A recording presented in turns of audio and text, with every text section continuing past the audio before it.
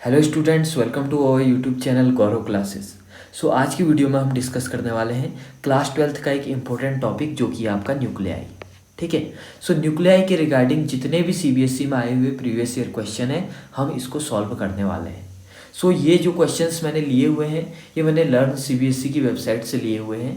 वही वेबसाइट मैं आपके सामने यूज कर रहा हूँ जिसमें कि सभी प्रीवियस ईयर क्वेश्चन आपको 1 बाय 1 दिए हुए हैं। ठीक है। और इसमें मैं पहले ही क्लियर कर देना चाहता हूँ कि जैसा कि आप अभी टर्म 2 में आपका काफ़ी ज़्यादा सिलेबस रिड्यूस हुआ है, तो इसमें वो क्वेश्चन भी इंक्लूडेड हैं जो आपके रिड्यूस हो चुके हैं। तो हम उन सभी क्वेश्चनों को इग्नोर करेंगे।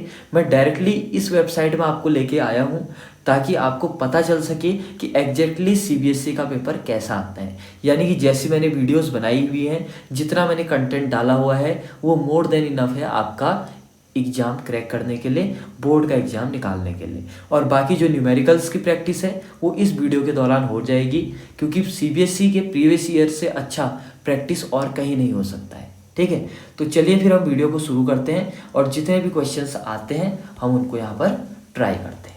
ठीक हो गया? ओके।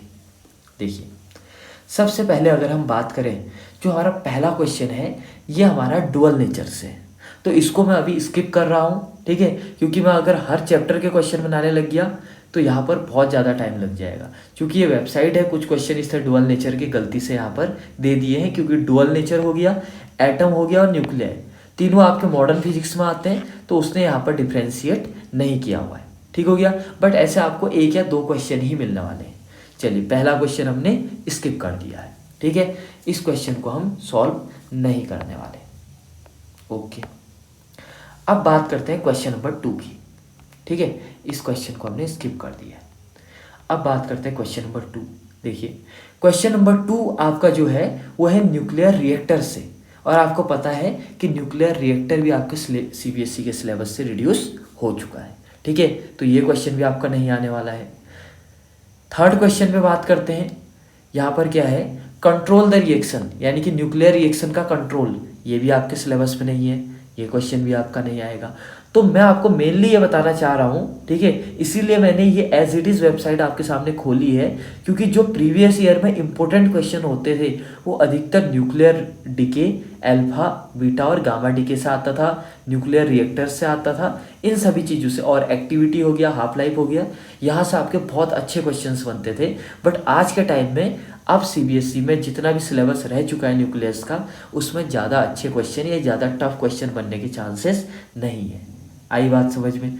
इसके बाद देखिए, state 2 characteristic property of nuclear forces, ये बहुत इंपॉर्टेंट है। इस पे मैं वीडियो भी बना चुका हूँ, और हाँ, यहाँ पर मैं बताते रहूँगा हर क्वेश्चन में जिस पे वीडियो बना है। डिस्क्रिप्शन में मेरा प्लेलिस्ट का लिंक है, आप वहाँ जाइए। थंबनेल में मैंने 1 बाय 1 टॉपिक के नेम लिखे हुए हैं। ऐसी एक थंबनेल में आपको दिखेगा प्रॉपर्टीज ऑफ न्यूक्लियर फोर्सेस, आपको जाना है, प्रॉपर्टी नोट कर लेनी है। अदरवाइज आपको यहीं पर दिख रहा है, स्मार्ट वर्क अपनाइए, प्रॉपर्टीज ऑफ न्यूक्लियर फोर्स डालिए और यहीं पर लिख दीजिए। पहला, nuclear forces are strong force.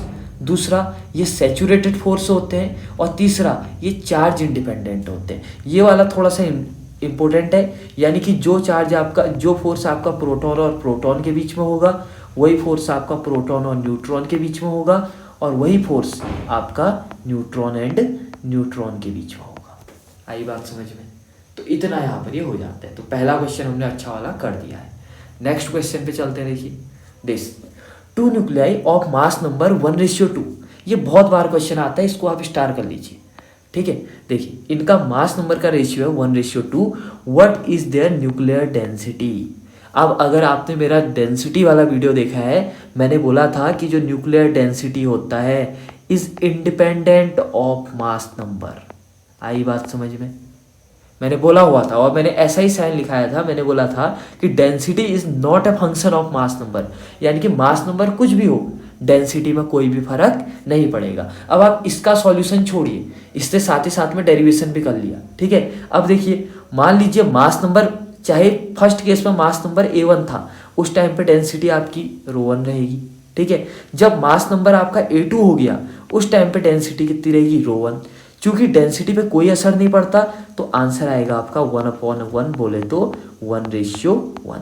और आप चाहें तो इसको मैथमेटिकल फॉर्म में भी कर सकते हैं। अदरवाइज आप याद कर लीजिए कि हर क्वेश्चन में चाहे यहाँ पर रेशियो कुछ भी क्यों ना दिया हो, आपका डेंसिटी में कोई भी असर नहीं पड़ने वाला है। आई बात समझ में? अब यहाँ पर अगर आप चाहें तो देख भी सकते हैं। देखिए मैंने डेरिवेशन में लिखाया हुआ था, डेरिवेशन में ये मैंने आपको भी बताया हुआ था दिस, ठीक है। यहाँ डेंसिटी को इसने एफ से दिखाया जबकि मैंने रो से दिखाया हुआ था।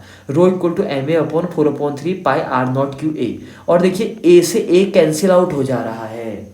इसका मतलब क्या है, चाहे ए 100 होगा तब भी कैंसिल आउट हो जाएगा, 25 होगा तब भी कैंसिल आउट हो जाएगा, और 1 करोड़ होगा तब भी कैंसिल आउट हो जाएगा। यानी कि जो आपका न्यूक्लियर डेंसिटी है वो इंडिपेंडेंट है मास नंबर के। आई बात समझ में? तो न्यूक्लियर डेंसिटी का रेशियो कितना आएगा, 1:1। तो यहाँ पर एक क्वेश्चन खत्म होता है। देखिए नेक्स्ट क्वेश्चन, ये अच्छा क्वेश्चन था।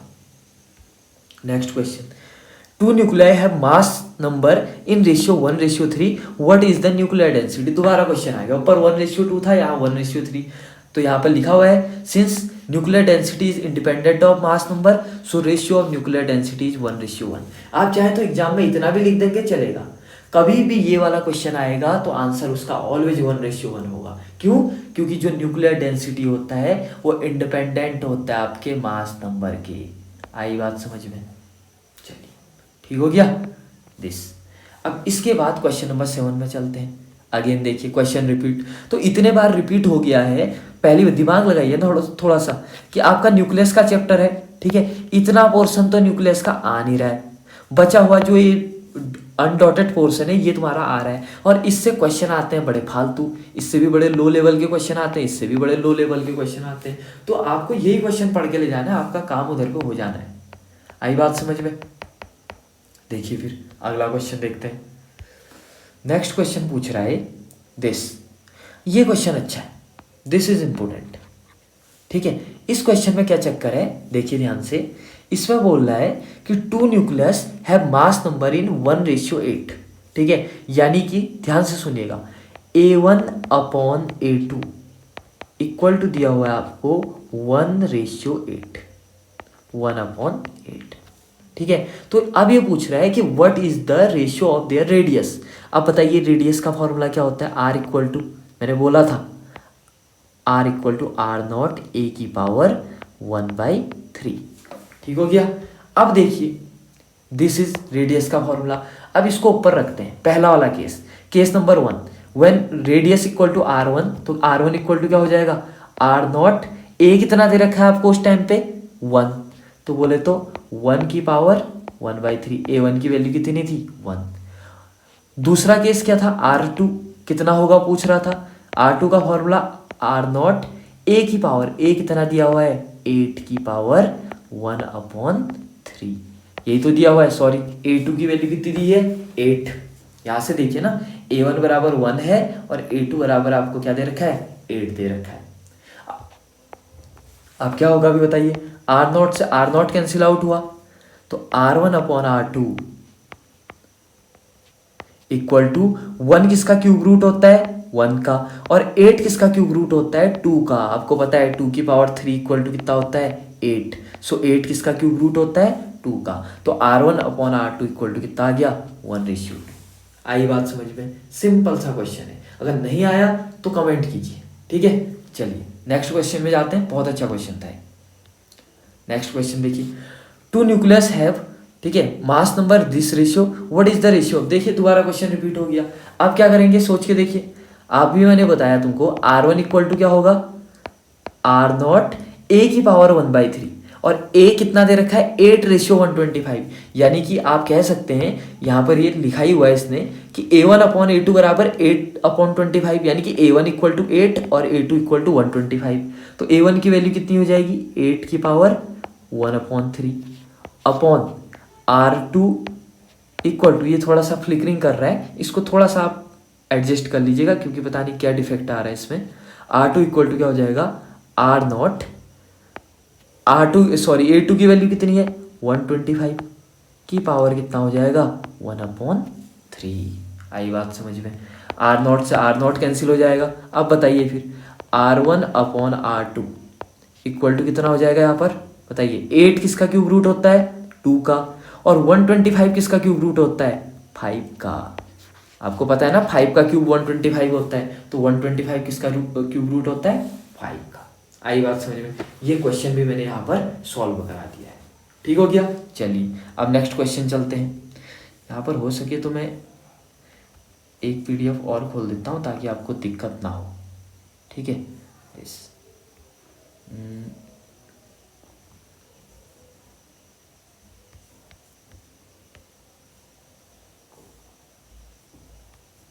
यहाँ पर एक PDF खोल देंगे और जो भी कोई क्वेश्चन का डाउट होगा वो यहाँ से सॉल्व करेंगे। ठीक है।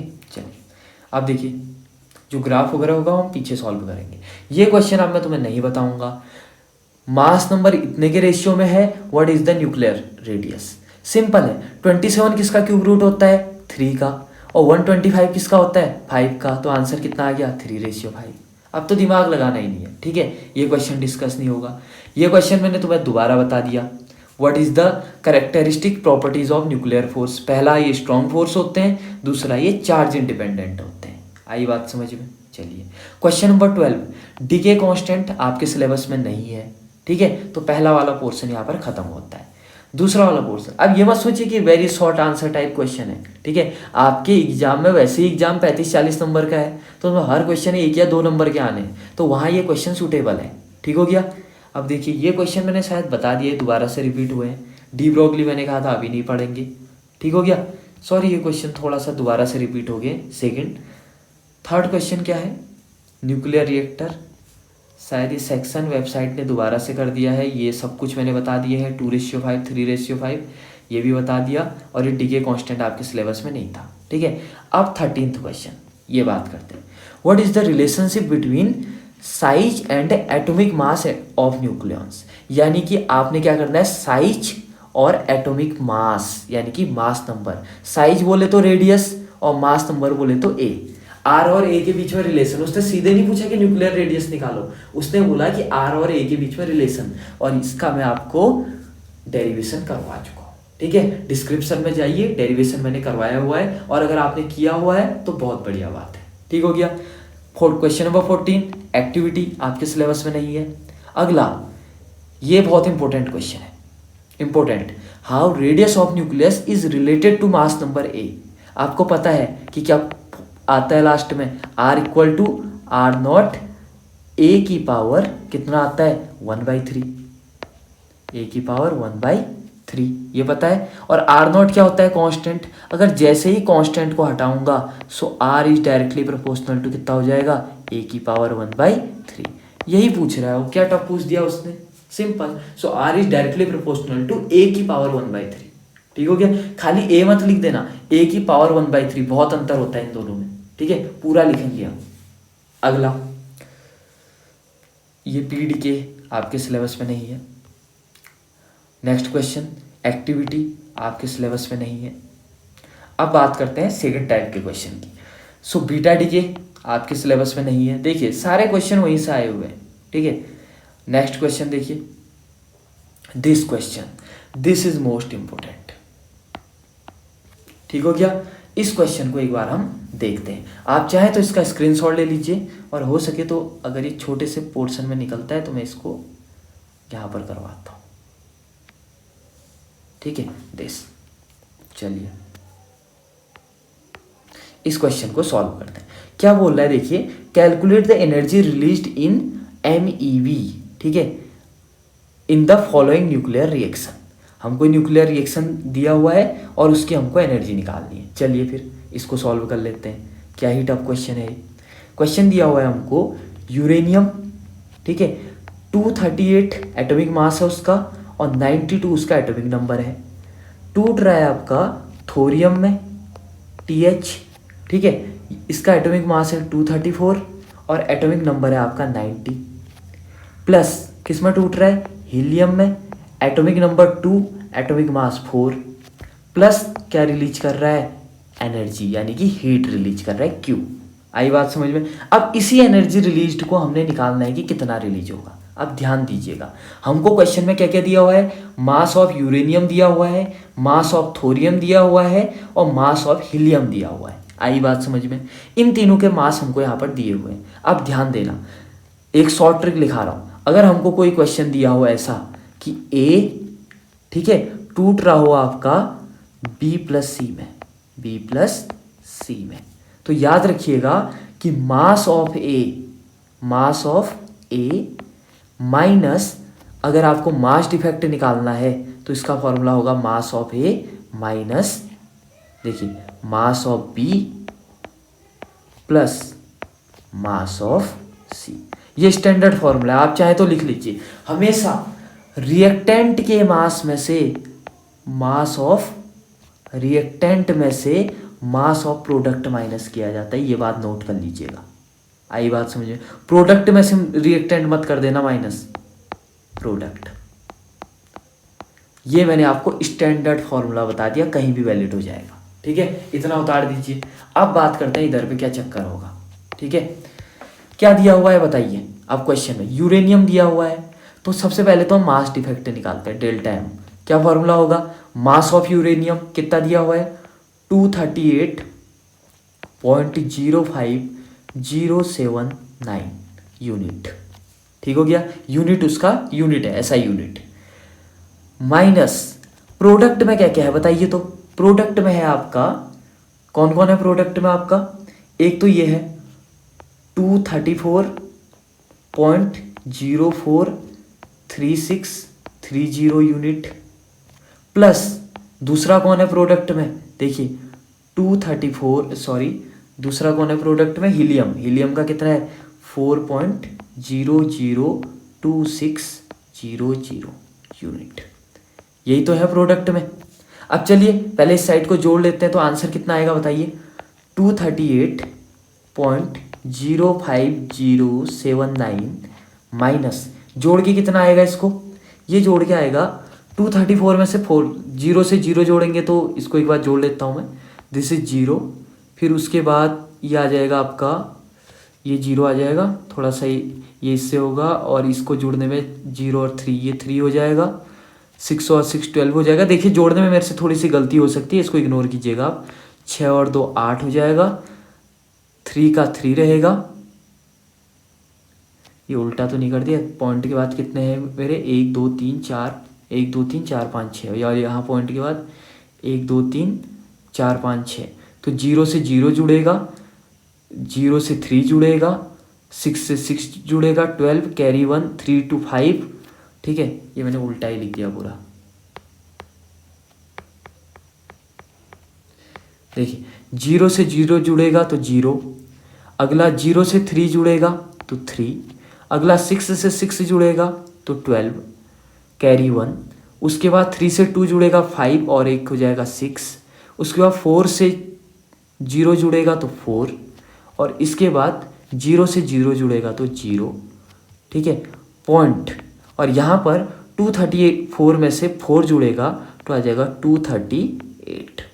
सो दिस इज, अब 238 में से ये माइनस करना है, कितना आंसर आ जाएगा बताइए, माइनस करके मैं डायरेक्ट लिख देता हूँ 0.00456, आप कैलकुलेट कर दीजिए, और आंसर किस में आया, यूनिट में, ठीक है, यू, इसका यूनिट भी यू था और इसका यूनिट भी कितना था, यू था। अब देखिए ये क्या आया मेरा, मास डिफेक्ट।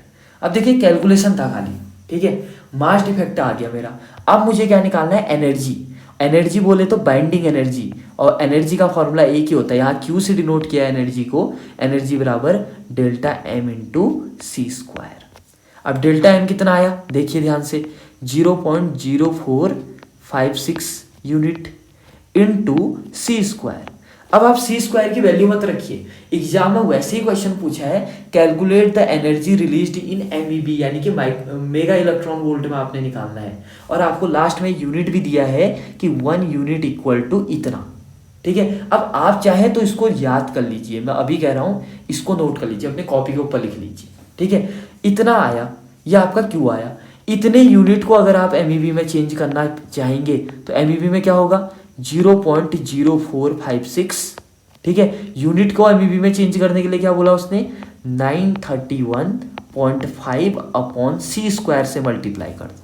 आई बात समझ में, ये किस में आ गया आंसर, एमईबी में, और इंटू सी स्क्वायर पहले ही दिया हुआ है ये वाला, ये इसको मैंने छेड़ा नहीं, एज इट इज। तो देखिए सी स्क्वायर से यहाँ पर सी स्क्वायर कैंसिल आउट होगा, अब बचा क्या, आप 0.0456 इंटू 931.5 और इसका आंसर आता है आपका 4.2। अब आंसर किस में आएगा, मेगा इलेक्ट्रॉन वोल्ट में। तो आंसर कितना आ गया 4.25 NeV। आई बात समझ में। कुछ नहीं किया मैंने, देखिए रिएक्टेंट में से एक यही क्वेश्चन था जो मैंने बताना था आपको, ठीक है। रिएक्टेंट में से मैंने प्रोडक्ट को माइनस किया और मैं बार बार बोल चुका हूं कि मास ऑफ रिएक्टेंट में से मास ऑफ प्रोडक्ट माइनस करना, ठीक हो गया। क्यों, क्योंकि एनर्जी रिलीज हो रही है। एनर्जी जब रिलीज हो रही है इसका मतलब इसकी एनर्जी ज्यादा रही होगी और इसकी एनर्जी रिलेटिवली कम हो गई होगी, तभी तो यहां मान लो एनर्जी 10 जूल थी और यहां मान लो 6 जूल रह गई, तो जो बची हुई 4 जूल है वो क्या हुई, रिलीज हो गई। आई बात समझ में। इसका मतलब इसका मास हमेशा ज्यादा होगा जब एनर्जी रिलीज हो रही होगी, ठीक हो गया। इसका मास ज्यादा होगा और प्रोडक्ट का मास कम होगा। तो मास डिफेक्ट निकालना है तो लॉजिक सी बात है, सिंपल सी है कि जहां ज्यादा मास है उससे कम मास वाले को घटाना पड़ेगा, इसलिए मैंने रिएक्टेंट से प्रोडक्ट को घटाया। सब कुछ तुम्हें दिया हुआ था, माइनस करना तुम्हें आना चाहिए, और एक बार अगर आप माइनस कर लेते हैं उसके बाद ये डेल्टा एम निकल गया। अब यूनिट को हमने एमईवी में चेंज करना था तो वो भी उसने दिया हुआ था, और इनटू लास्ट में क्या कर देना था, सी स्क्वायर। तो यहाँ पर कर लिया और ये हमारा आंसर आ गया। तो यहाँ पर ये क्वेश्चन हमारा ओवर होता है, ठीक हो गया। चलिए ये क्वेश्चन मैंने आपको यहाँ पर बता दिया, यही मेरा एक मेन मोटिव था, मैं इसको आपको समझाना चाहता था, ठीक है। चलिए ये क्वेश्चन कर लिया। अगला question number 20, radio active decay not in your syllabus. Next question, radio active decay not in your syllabus again. अगला देखिए, द मास ऑफ न्यूक्लियॉन्स, ठीक है, in its ground state is always less than the total mass of its constituent, ठीक है, proton and neutron. Explain करो बोल रहा है, क्यों बोल रहा है, ये बोल रहा है कि जो मास ऑफ, मैंने तुमको वो वाला फॉर्मूला बताया था, याद है, मास डिफेक्ट वाला डेल्टा एम का। मैंने क्या बोला था कि जो मास ऑफ न्यूक्लियॉन्स होते हैं, यानी कि न्यूट्रॉन प्लस प्रोटॉन, वो हमेशा ज़्यादा होते हैं as compared to mass of nucleus से, यानी कि मास ऑफ क्या, न्यूक्लियॉन्स, ठीक है, ऑलवेज ग्रेटर होगा आपका मास ऑफ न्यूक्लियस। ऐसा ही मैंने लिखा भी था, सेम लैंग्वेज थी, ठीक है। अब उसी का रीजन पूछ रहा हूं, तो क्या रीजन लिखोगे, देखो, when nucleons approaches to each other from a nucleus, they are strongly attract each other, therefore their potential energy decreases and become negative, and it is negative potential energy hold nucleus together in the nucleus, potential energy hold nucleons together in the nucleus and decreases potential energy result in the यानी कि result in the mass of nucleons inside the nucleus. देखिए ये आपको थोड़ा सा अटपटा लग रहा होगा, इसका ये ग्राफ है।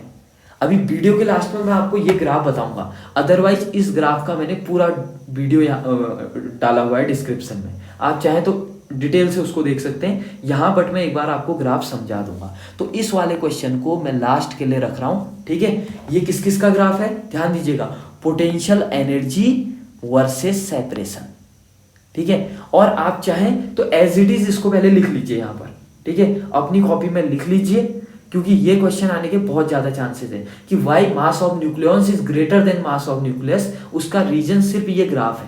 और दूसरा क्वेश्चन उसने खुद ही बोल दिया, plot a graph showing potential energy of pair of nucleons as the function of their separation. अभी 2 मिनट पहले मैंने बोला था कि किस किस के बीच का ग्राफ है, सेपरेशन वर्सेस पोटेंशियल एनर्जी का, ठीक है, एज इट इज। चलिए ये आ गया होगा समझ में। आप चलते हैं दूसरे क्वेश्चन में, इसका अभी कर लीजिए, ठीक है, इसको अभी एज इट इज स्क्रीनशॉट ले लीजिए इसका। आप देखिए अगला क्वेश्चन, पहले एक बार मैं इसको कंप्लीट करा देता हूँ ना, फिर मेरे लिए भी सही रहेगा थोड़ा सा।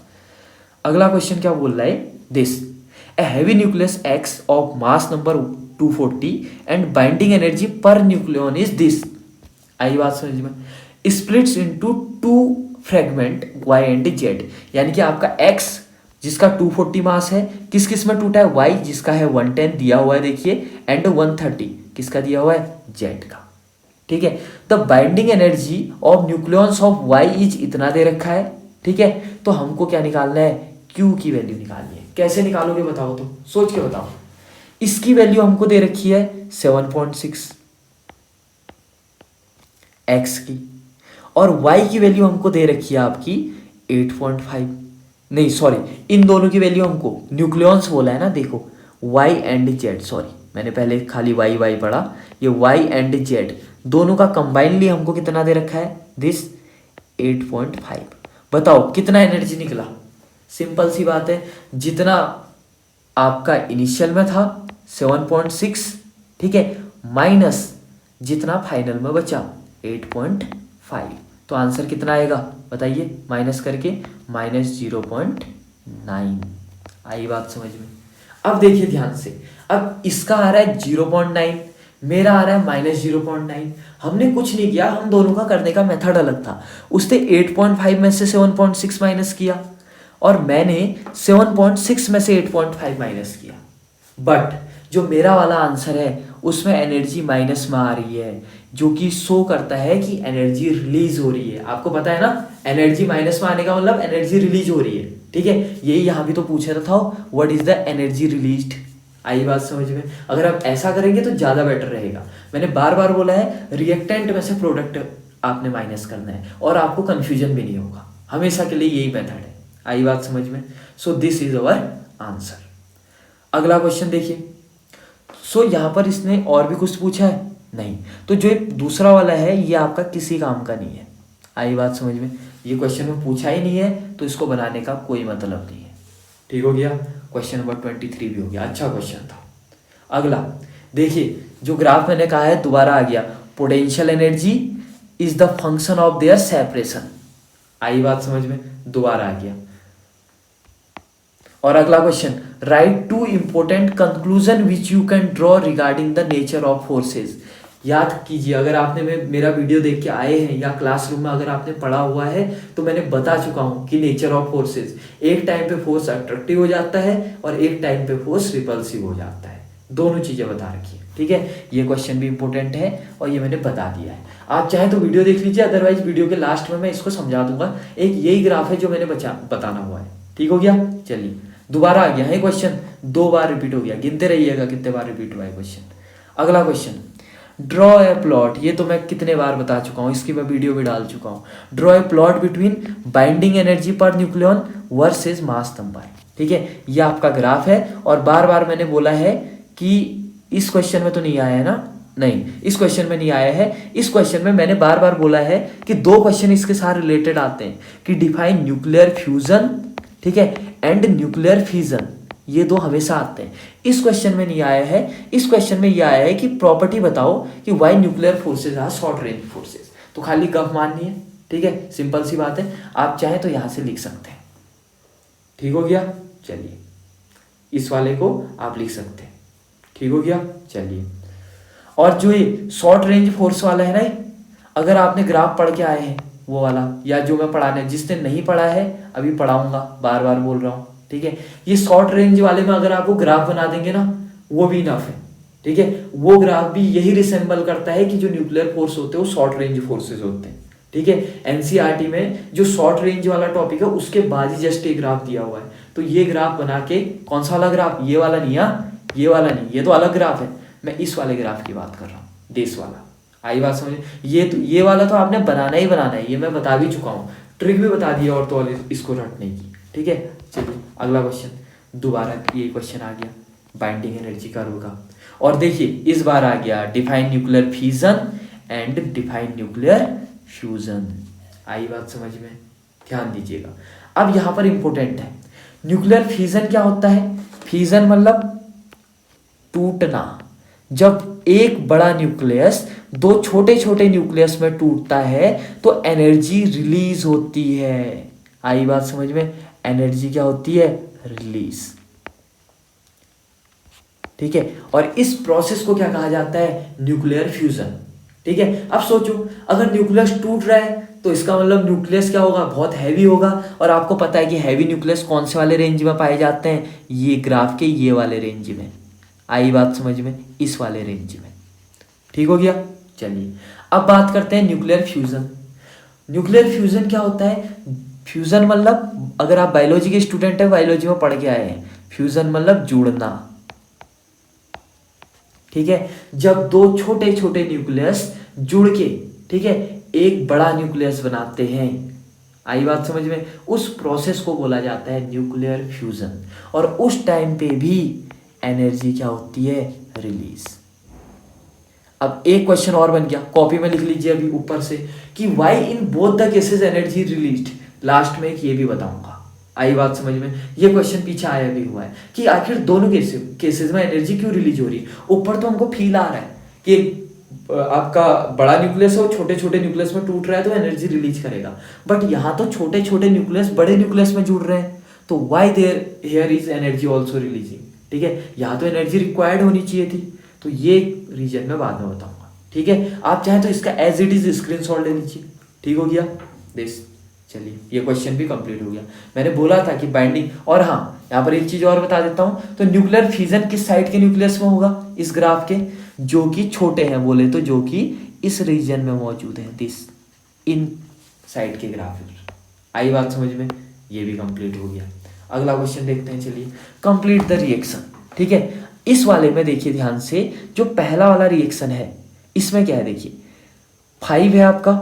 देखिए आपको एक चीज आपने पढ़ी हुई है, यहां पर लिखवा देता हूं, conservation of charge. Conservation of charge, एक बात दिमाग लगा के बताइए तो आपने आज तक क्या क्या पढ़ा हुआ है? आपने कंजर्वेशन ऑफ क्या क्या पढ़ा है? Energy, conservation of momentum, conservation of क्या पढ़ा है? एनर्जी, उसके बाद पढ़ा है कंजर्वेशन ऑफ चार्ज। ठीक हो गया? देखिए कंजर्वेशन ऑफ चार्ज मतलब क्या होता है कि जितना चार्ज आपका रिएक्टेंट में है उतना ही चार्ज आपका किस में होना चाहिए? प्रोडक्ट में होना चाहिए।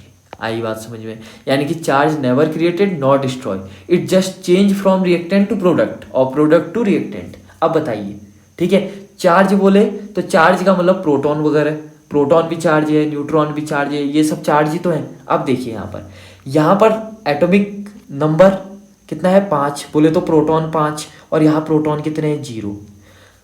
तो टोटल प्रोटॉन कितने हो गए इधर पे? 5। आई बात समझ में? ऊपर बात करते हैं, ऊपर क्या होते हैं? Proton plus neutron. तो प्रोटॉन प्लस न्यूट्रॉन ऊपर कितने हैं? 10, और इधर कितने हैं? 1। 10 और 1 कितना हो गया? 11। यानी कि ऊपर 11 चार्ज है। अब बताइए कि क्या बनेगा, सोच के देखिए। 11 में से 4 हीलियम ले गया तो बचा कितना? 7। ठीक हो गया? अब नीचे 5 थे प्रोटॉन, 5 में से 2 हीलियम ले गया तो नीचे कितना बचा? 3। और ये किसका कॉन्फ़िगरेशन होता है? लिथियम का। जानते हैं ना, लिथियम का एटॉमिक नंबर 3 और एटॉमिक मास लगभग 7। ठीक हो गया? अगला क्वेश्चन देखिए। अगला क्वेश्चन मॉलिब्डेनियम, इसको कंप्लीट करना है। देखिए चार्ज कंजर्व रहेंगे तो बताइए, यहाँ 42, यहाँ 1, बोले तो 43, और यहाँ भी 43। आई बात समझ में? तो ये क्या हो गया आपका? 43 में से 43 गया तो 0। ऊपर देखिए ये 94 है, ऊपर 2 है, बोले तो 96, और 96 में से 95 माइनस करेंगे तो कितना आएगा? 1। आई बात समझ में? तो ये किसका कॉन्फ़िगरेशन होता है? यानी कि दिस, ये। आई बात समझ में? ये किसका होता है? न्यूट्रॉन लिख देते हैं इसको। आई बात समझ में? असल में बीटा पार्टिकल टाइप का होता है आपका। तो यहाँ पर न्यूट्रॉन में प्रोटॉन 0 हो गए और 1 न्यूट्रॉन हो गया। असल में किसका चार्ज है? This is the charge of neutron. Neutron में आपको पता है न्यूट्रॉन का एटॉमिक नंबर यहाँ पर Z आता है। Z बोले तो नंबर ऑफ प्रोटॉन, वो खुद ही न्यूट्रॉन है तो उसमें नंबर ऑफ प्रोटॉन कहाँ होंगे? तो 0। और न्यूट्रॉन में देखिए, न्यूट्रॉन का ऊपर होता है एटॉमिक मास A बराबर क्या फॉर्मूला होता है? Z plus n। Z उसमें है नहीं 0, यानी कि A बराबर n, और A बराबर 1 है तो एक ही न्यूट्रॉन है, तुमको साफ दिख रहा है, तो A बराबर कितना आ गया आपका? 1। ठीक है, दिस। तो ये बहुत इंपॉर्टेंट क्वेश्चन है, बहुत ही ज़्यादा। ठीक है, और ये क्वेश्चन आने के बहुत ज़्यादा चांसेस है आपके। ठीक है, इस क्वेश्चन की प्रैक्टिस बढ़िया से कर लीजिएगा। ठीक हो गया? कुछ नहीं करना, आपने 5वीं के क्लास के बच्चे भी बना लेंगे। लेफ्ट हैंड साइड में चार्ज देखना है कितना है, राइट हैंड साइड में देखना है, लेफ्ट से राइट को घटा देंगे, ठीक है, तो आपका चार्ज आ जाएगा। अगर वो कोई परफेक्ट एटम बन रहा है तो उसका नाम लिख देंगे, अगर एटॉमिक नंबर 0 आ रहा है तो क्या बन जाएगा? न्यूट्रॉन बन जाएगा। सिंपल। अगला क्वेश्चन, ये बहुत अच्छा क्वेश्चन था। अगला क्वेश्चन, ये दूसरा वही आ गया। If both the proton and neutrons ठीक है। In a nuclear reaction is conserved in what way, mass is converted to energy, give an example. ठीक है, अब इसके लिए आपको ये एज इट इज क्वेश्चन याद करना पड़ेगा, ये बोले तो नीचे का एग्जाम्पल याद करना पड़ेगा। ये पूछना क्या चाह रहा है वो देखिए, इफ, देखिए यहाँ पर ये क्वेश्चन पूछना चाह रहा है, इफ बोथ, आपको पता है कि प्रोटॉन भी कांस्टेंट रहते हैं, प्रोटॉन भी क्या है, फिक्स है, फिक्स यानी कि कंजर्व्ड है, और न्यूट्रॉन भी क्या है, कंजर्व्ड है यानी कि फिक्स है, मान लो लोकल लैंग्वेज में। अगर प्रोटॉन भी कंजर्व है, न्यूट्रॉन भी कंजर्व है, तो आखिर कैसे मास एनर्जी में चेंज होता है, सोच के देखिए। क्यों? क्योंकि आपको पता है कि एनर्जी बराबर एक फॉर्मूला होता है डेल्टा एम इंटू सी स्क्वायर। तो वो बोल रहा है कि डेल्टा एम बोले तो मास, और मास का फॉर्मूला क्या होता है, ए बराबर क्या होता है, number of proton plus number of neutron. ये बोल रहा है जब प्रोटॉन भी फिक्स है, बहुत लॉजिकल क्वेश्चन है, जब प्रोटॉन भी फिक्स है, न्यूट्रॉन भी फिक्स है, इसका मतलब मास फिक्स है। ठीक है, मास फिक्स है, जितना मास रिएक्टेंट का है उतना ही प्रोडक्ट का है, इसका मतलब डेल्टा एम हमेशा जीरो आएगा, और डेल्टा एम को जीरो को सी स्क्वायर से मल्टीप्लाई करेंगे तो एनर्जी जीरो आएगा। तो एनर्जी रिलीज क्यों होती है आखिरकार? ठीक है, ये क्वेश्चन पूछ रहा हूँ, जब नंबर ऑफ प्रोटॉन भी फिक्स है, नंबर ऑफ न्यूट्रॉन भी फिक्स है, तो आपकी आखिर एनर्जी क्यों रिलीज होती है? ठीक हो गया, देखिए आप इसको एज इट इज पढ़ते हैं, क्या लिखा है देखिए, explanation for release of energy in nuclear reaction, आखिर क्यों होती है देखिए। Since proton number and neutron number are conserved in a nuclear reaction, आप जानते हैं the total rest mass of neutrons and proton in sum on either side of the nuclear reaction, यानी कि दोनों साइड आपके नंबर ऑफ प्रोटॉन भी same होता है, नंबर ऑफ न्यूट्रॉन भी सेम होते हैं। ये हम ऊपर करके आए हैं, देखो यही तो काम किया हमने। ये बट बहुत इंपॉर्टेंट है, यही पूरा गेम बदल रहा है। देखिए, but total binding energy of nuclei on the left side need not be same as the right side. But ऐसा जरूरी नहीं है कि जो टोटल बाइंडिंग, आपको दोबारा बोल रहा हूं कि एक साइड लेफ्ट लिख लीजिए, एक साइड राइट लिख लीजिए, जितने नंबर ऑफ प्रोटॉन लेफ्ट में है उतने ही नंबर ऑफ प्रोटॉन राइट में भी है, जितने नंबर ऑफ प्रोटॉन लेफ्ट में है उतने ही नंबर ऑफ न्यूट्रॉन लेफ्ट में है उतने ही नंबर ऑफ न्यूट्रॉन राइट में भी है। बट जो बाइंडिंग एनर्जी लेफ्ट का है वो जरूरी नहीं है कि बाइंडिंग एनर्जी राइट का हो। आई बात समझ में? अगर लेफ्ट का बाइंडिंग एनर्जी E1 है तो राइट का बाइंडिंग एनर्जी आपका क्या रहेगा, E2 रहेगा। आई बात समझ में? दिस ये पूछ रहे हैं क्यों, देखिए, the difference in binding energy causes the release of energy in reaction. ये क्या बोल रहा है, ध्यान से सुनिएगा, इसको एक बार मिटा दूं ताकि आपको कंफ्यूजन ना हो। अब मेरी लैंग्वेज में सुनिए, लोकल लैंग्वेज में, ठीक है। ये ऐसा बोलना चाह रहा है कि भाई साहब आपके नंबर ऑफ न्यूट्रॉन भी फिक्स है, नंबर ऑफ प्रोटॉन भी फिक्स है, but experimentally binding energy fix नहीं है, ठीक है। और जो आपका एनर्जी रिलीज होता है वो आपके न्यूट्रॉन और प्रोटॉन पे डिपेंड नहीं करता उतना, वो किस पे डिपेंड करता है, बाइंडिंग एनर्जी पे। और बाइंडिंग एनर्जी फिक्स नहीं है, ठीक है। हो सकता है कि बाइंडिंग एनर्जी किस पे डिपेंड करती है कि प्रोटॉन और न्यूट्रॉन के बीच में कितना पावर है। अब हम पावर थोड़ा फिक्स कर दिया हमने अभी तक, हम तो खाली ये बोल रहे हैं कि यहाँ भी 5 प्रोटॉन है, मान लो यहाँ भी 5 प्रोटॉन है, इधर भी 5 प्रोटॉन है, बट हो सकता है कि यहाँ 5 प्रोटोनों का कॉन्फ़िगरेशन कुछ अलग टाइप का हो और यहाँ 5 प्रोटोनों का कॉन्फ़िगरेशन कुछ अलग टाइप का हो। मान लो यहाँ 5 प्रोटॉन ढीले ढाले जुड़े हुए हैं एक दूसरे से, और मान लीजिए यहाँ पर 5 प्रोटॉन आपके टाइटली पैक्ड हैं, तो यहाँ पर बाइंडिंग एनर्जी कुछ और होगी और यहाँ पर बाइंडिंग एनर्जी कुछ और होगी। मान लो यहाँ पर बाइंडिंग एनर्जी 10 है तो यहाँ पर बाइंडिंग एनर्जी कितनी होगी, 8।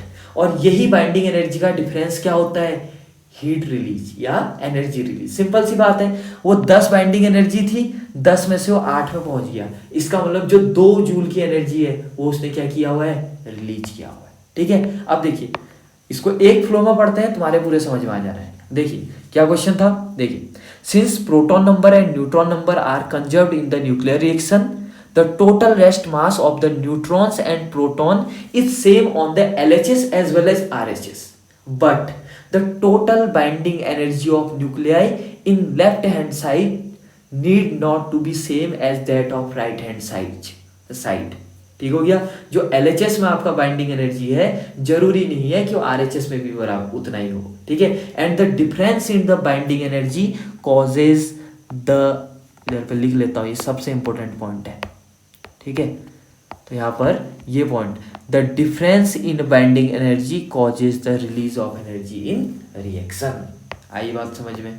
अब अगर एग्जाम्पल रट लिए तो बहुत बढ़िया बात है। देखिए यहाँ देखिए, जितने न्यूट्रॉन, जितने ऊपर 2 है, इधर 2 है, इधर 2 है, तो इधर 3 और इधर 3 तो 1, इधर 2 + 2 4, 3 + 1 4। आई बात समझ में। और इधर देखिए 1 1 2 हो गया, और हीलियम का एटॉमिक नंबर भी कितना होता है 2, और न्यूट्रॉन का एटॉमिक नंबर 0। बट यहाँ पर भी क्या हो रही है, एनर्जी रिलीज हो रही है। देखिए नंबर ऑफ प्रोटॉन भी फिक्स है, न्यूट्रॉन भी फिक्स है, बट एनर्जी रिलीज हो रही है। अब तुम बोलोगे क्यों हो रही है भैया, वो एक्सपेरिमेंटल है, वो नेचुरली ऐसा देखा गया है। आई बात समझ में। एनर्जी रिलीज हो रही है तो फिर तो हमको थ्योरी लिखनी पड़ेगी ना। फिजिक्स इज पूरा बेस्ड ऑन किसमें, नेचर पे, ठीक है। और नेचर में जितने भी आपके ये न्यूक्लियर रिएक्शन हो रही है उसमें एनर्जी रिलीज हो रही है। हमको तो खाली क्या लिखना है, सिर्फ हमको अजम्पशंस लिखने हैं। ये थोड़ा ना कि हमारा अजम्पशन कुछ ऐसा हो रहा है और नेचर में कुछ अलग ही चीज हो रहा है।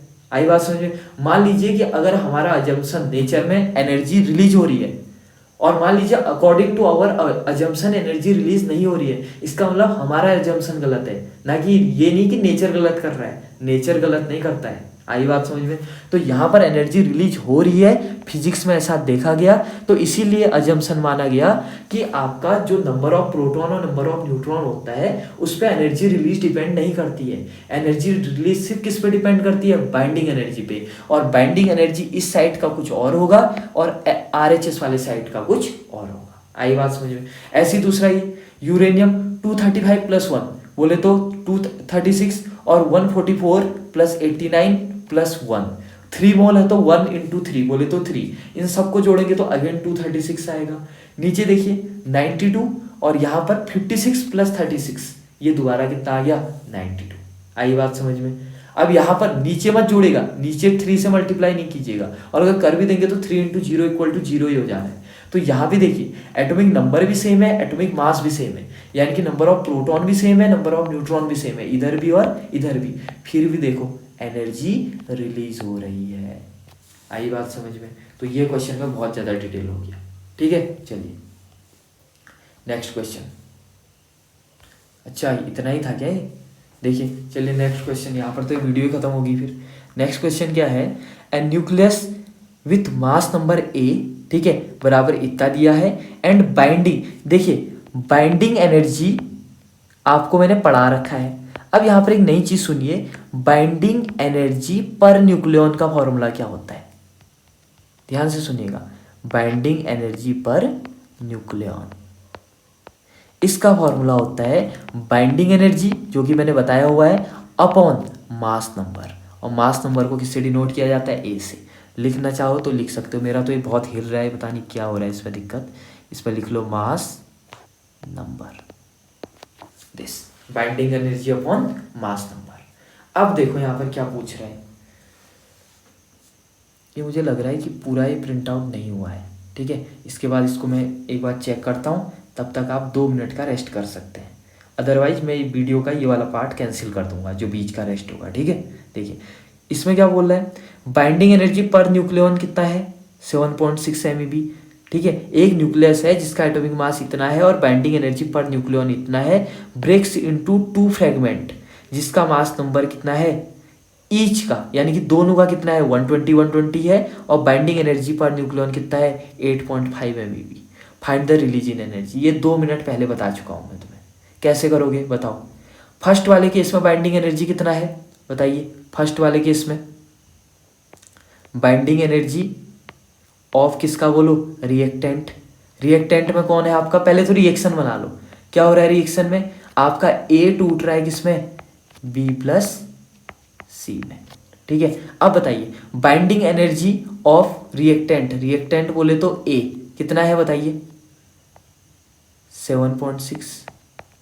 अगला binding energy of product, product में कौन कौन है आपके B + C, इन दोनों का कंबाइनली आपका बाइंडिंग एनर्जी कितना आ रहा 8.5। ठीक है।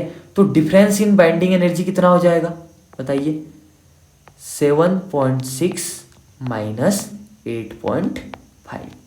ठीक हो गया, 2 मिनट पहले करवा रखा है। इक्वल टू कितना आ गया यहाँ पर, यह आ गया आपका 6, 7, 8, 9, 10, 11, 12, 13, 14, 15, बोले तो 9, 0.9 आपका आंसर आ गया।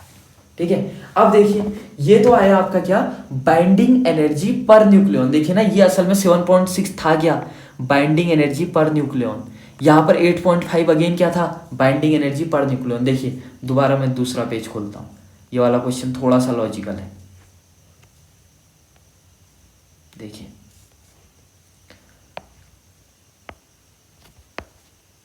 इस वाले क्वेश्चन को देखिए, यहां पर क्या था, बाइंडिंग एनर्जी पर न्यूक्लियन, ठीक है, बराबर कितना था 7.6। बाइंडिंग एनर्जी फर्स्ट बोले तो रिएक्टेंट, और binding energy per nucleon of product, ये कितना निकला हमारा 8.5। ठीक है, अब मैंने क्या किया कि इन दोनों को रिएक्टेंट माइनस प्रोडक्ट, यानी कि नेट बाइंडिंग एनर्जी बोले तो binding energy of reactant minus product, बोले तो रिएक्टेंट कितना था 7.6 माइनस 8.5। अब आप चाहें तो 8.5 माइनस 7.6 भी कर सकते हैं, वो लॉजिक में बता चुका हूँ ऊपर क्वेश्चन में। बस मेरा आंसर माइनस में आएगा, जो कि डिनोट करेगा कि एनर्जी रिलीज हो रही है। ठीक है, इससे कोई फर्क नहीं पड़ता है, और बुक वाले ने मॉड में आंसर निकाल रखा है एनर्जी का। अब देखिए आंसर कितना आएगा -0.9। अब देखिए ध्यान से, ये था बाइंडिंग एनर्जी पर न्यूक्लियन, ये भी था binding energy per nucleon, but जब इनको माइनस करेंगे तब भी तो बाइंडिंग एनर्जी पर न्यूक्लियन ही निकलेगा। आई बात समझ में, तो ये भी क्या निकला binding energy per nucleon.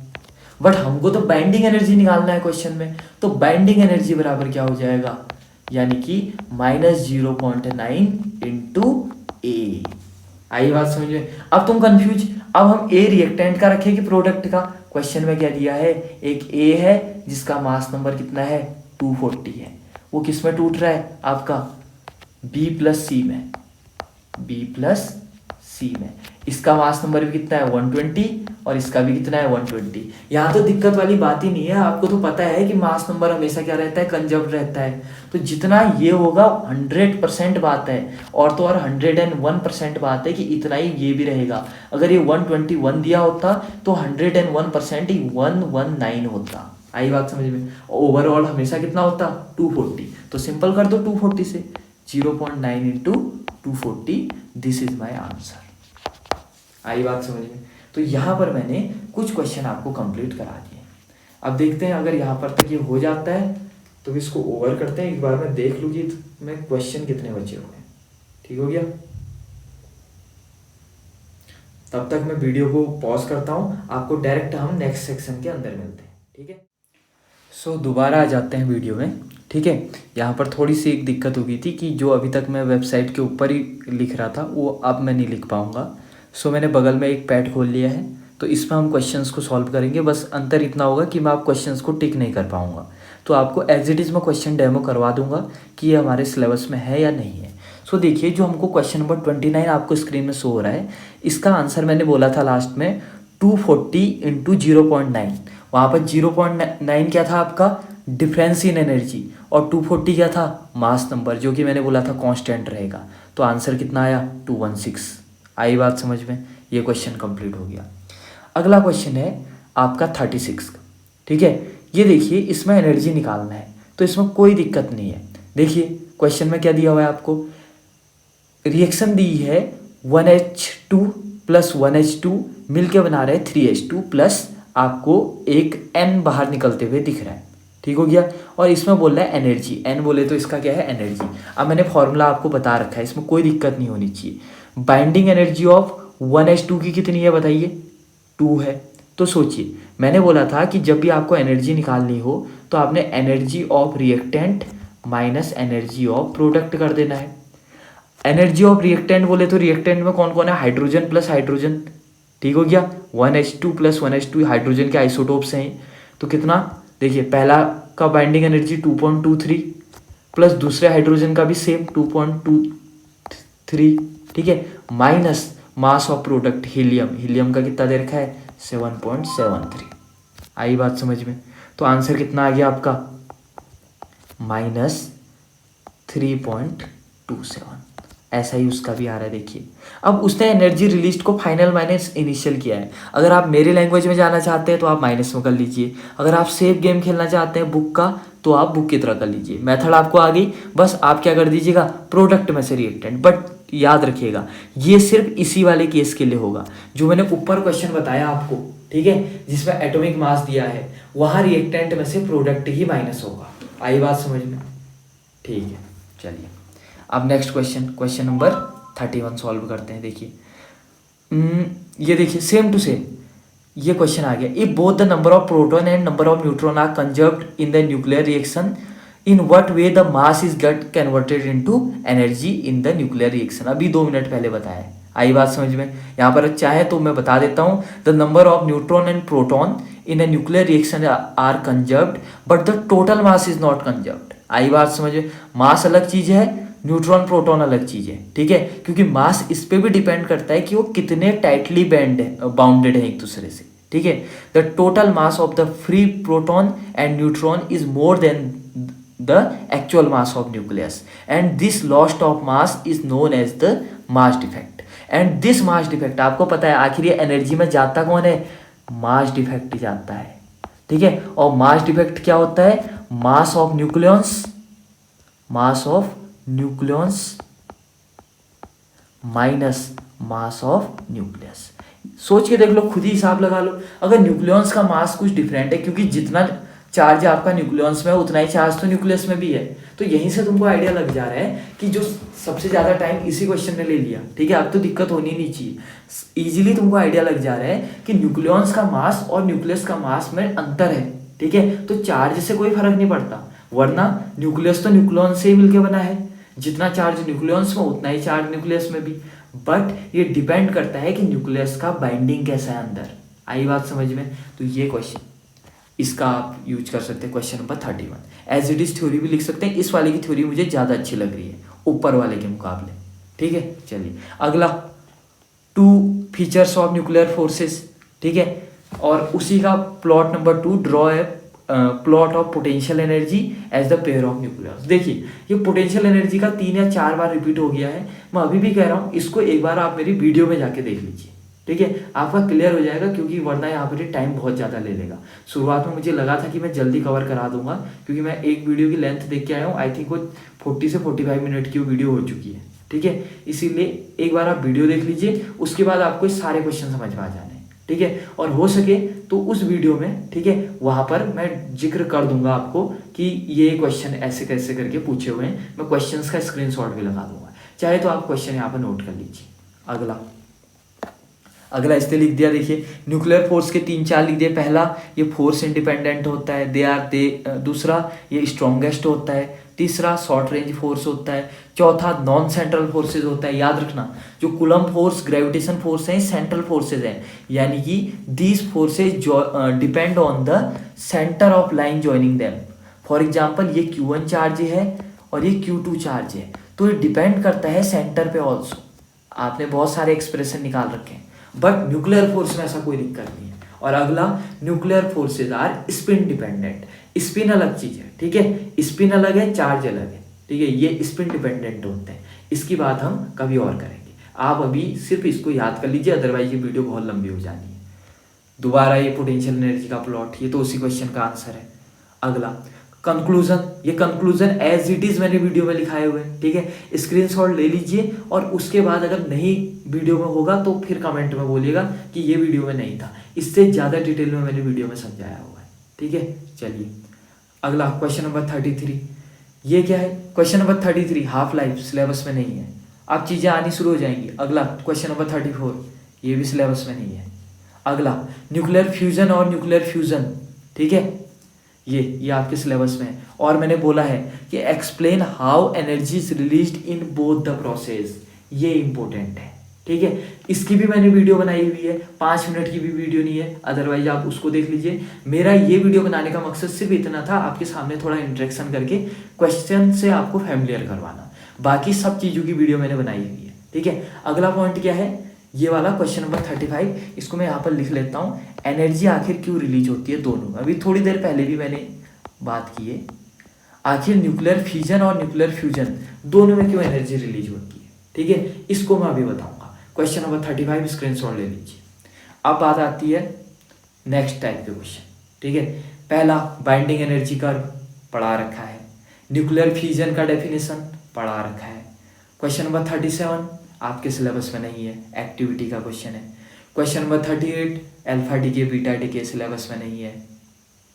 Question number 39 आपके सिलेबस में नहीं है, एक्टिविटी का और मेन लाइफ का क्वेश्चन है। Question number 40 radioactive decay आपके सिलेबस में नहीं है। अगला क्वेश्चन देखिए, न्यूक्लियर फोर्स की प्रॉपर्टी बता दी है, और दूसरा चीज आपने बताना है कि nuclear force is independent of, sorry, जो nuclear density is independent of nuclear, क्या बोलते हैं, मास नंबर। ये भी मैंने लिखा दिया है, डेरिवेशन है आपके पास, इसका बताया हुआ है। अगला दोबारा आ गया, देखिए पोटेंशियल एनर्जी पे प्लॉट। आप चाहे आप कुछ पढ़े या ना पढ़े, वो वीडियो तो पक्का देख लीजिए, ठीक है, सेम टू सेम 5 बार तो मैंने रिपीट करवा दिया है यहाँ पर। अगला क्वेश्चन एक ये, और दूसरा ही फीचर्स ऑफ न्यूक्लियर फोर्सेज, ये बहुत जरूरी है, क्योंकि क्वेश्चन प्रैक्टिस करने से तुम्हें ये आइडिया लग गया ना कि क्या क्या इंपॉर्टेंट है। लास्ट में मैं बता दूंगा कि क्या क्या इंपॉर्टेंट है एक करके, ठीक है। अगला क्वेश्चन 43, अगला क्या है, ये क्वेश्चन है बाइंडिंग एनर्जी कि बीच में जो बाइंडिंग एनर्जी का ग्राफ होता है कैसा होता है। पहले बाइंडिंग एनर्जी का ग्राफ ऐसे जाता है, पहले तो ऐसे थोड़ा बहुत ऊपर नीचे जाता है, बट बीच में वो थोड़ा सा फ्लैट हो जाता है, ठीक है। और ये पूछ रहा है कि वही फ्लैट क्यों होता है, उसका रीजन पूछ रहा है, ठीक हो गया। वो रीजन आप वीडियो देखिए, वीडियो में सब कुछ बताया हुआ है। नेक्स्ट क्वेश्चन 43 हो गया। अगला इसी का पार्ट भी मैंने, heavy nucleus of mass number 240 breaks into 2 nuclei each of mass 120, ठीक है, एनर्जी रिलीज इन प्रोसेस। देखिए अभी उसने ये नहीं पूछा कि जो न्यूक्लियर, आपका न्यूक्लियर कौन सा है, न्यूक्लियर फ्यूजन, यहाँ एनर्जी क्यों रिलीज होती है। उसने आपको अच्छा खासा एक एग्जाम्पल दिया। पहले आपको समझना है कि रिएक्शन न्यूक्लियर फ्यूजन है, क्यों, क्योंकि इसमें एक हैवी न्यूक्लियस दो छोटे छोटे न्यूक्लियस में टूट रहा है। और फिर उसने पूछा है कि बताओ भाई अब न्यूक्लियर फ्यूजन में एनर्जी क्यों रिलीज होती है। देखो कितना लॉजिकल क्वेश्चन पूछा। So this is the question of the video हो गया है आपका, ठीक है, सबसे बढ़िया क्वेश्चन। पहले उसने क्या पूछा कि आपका जो हैवी न्यूक्लियस है, एक अच्छा खासा क्वेश्चन, वो दो छोटे छोटे न्यूक्लियस में टूट गया। अब ये पूछ रहा है कि आखिर एनर्जी रिलीज क्यों हुई, ठीक है। पहले आपको बताना पड़ेगा this process is nuclear fusion, और फिर बताना पड़ेगा कि एनर्जी रिलीज क्यों हुई, जिसका एक्सप्लेनेशन मैं वीडियो के लास्ट में आपको दूंगा, ठीक है। ये चीज मैंने बतानी है, यहाँ पर मैंने लिखा हुआ है अभी। अगला पॉइंट इन बीटा डीके, ये आपके सिलेबस में नहीं है। क्वेश्चन नंबर 44 देखिए, चार्ज इज कंजर्व्ड, यानी कि आपने सिंपल इतना लिखना है कि जितना चार्ज आपका LHS में है उतना ही चार्ज आपका RHS में भी है, ठीक है। अगला क्या है, although the number of nucleons are conserved but energy is released, ठीक है। ये 2 मिनट पहले सबसे जब लंबा टाइम मैंने यही लिया है, दोबारा सुन लो 1 मिनट में, ठीक है, कि मानता हूं मैं इस बात को कि नंबर ऑफ प्रोटॉन और नंबर ऑफ न्यूट्रॉन LHS और RHS में सेम रहते हैं, बट टोटल एनर्जी सेम नहीं होती है। टोटल एनर्जी LHS की कुछ और होगी, RHS की कुछ और होगी। आई बात समझ में। और जो ये एनर्जी का लिबरेशन है, ये आपके प्रोटॉन और न्यूट्रॉन पे डिपेंड नहीं करता, जबकि बाइंडिंग एनर्जी पे डिपेंड करता है। आई बात समझ में। और वैसे भी जो आपका मास होगा, बाइंडिंग एनर्जी किस पे डिपेंड करती है, मास पे, और मास पूरी तरीके से प्रोटॉन और न्यूट्रॉन पे डिपेंड नहीं करती, वो also depends on their binding, की आखिर वो किस हिसाब से बाइंडिंग है। आई बात समझ में। ये चीज ऊपर वाला जो थ्योरी था वो सबसे बेस्ट था। अगला दिस हो गया। चलिए अगला क्वेश्चन देखिए, so that the nuclear density is independent of mass number, पढ़ा दिया मैंने। अगला दोबारा देखो क्वेश्चन नंबर 45, कितने बार क्वेश्चन रिपीट होगा कि आपकी एनर्जी नंबर ऑफ चार्ज आपके सेम है, फिर भी आपकी जो एनर्जी है वो रिलीज होती है। थक गया मैं इसको बताते बताते, ठीक है। अगला देखो दोबारा फालतू क्वेश्चन, पोटेंशियल एनर्जी, वीडियो देखो क्वेश्चन बनाओ, ठीक है। अगला ये एज इट इज बताया मैंने, फोर्सेस, रिपल्सिव फोर्सेस, एट्रैक्टिव, और तो और मैंने वैल्यू भी ले रखी है वहां पर, ठीक है, कुछ नहीं दिक्कत है। पढ़ो और सीधे समझ में आ जाएगा। और तो और मैंने 2 ग्राफ बताए हैं, फोर्स का अलग ग्राफ बताया है, पोटेंशियल एनर्जी का अलग ग्राफ बताया है, रिफ्रेशर का ग्राफ मैंने अलग बताया है, और एनसीईआरटी का स्टैंडर्ड ग्राफ मैंने बता रखा है। ठीक है, उस वीडियो को आप देख लो। अगला क्वेश्चन नंबर 46, ये आपके सिलेबस में नहीं है, हाफ लाइफ का क्वेश्चन है। ठीक है, क्वेश्चन नंबर 47 आपके सिलेबस में नहीं है।